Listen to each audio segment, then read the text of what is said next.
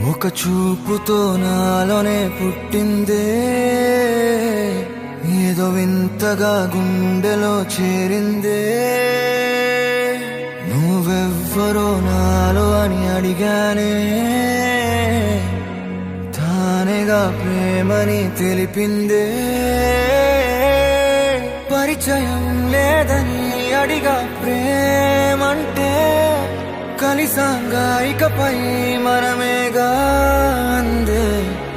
వెతికిన దొరకని అర్థం ప్రేమదే, అది నీకేంటో ఒక మాటలు చెప్పాలే.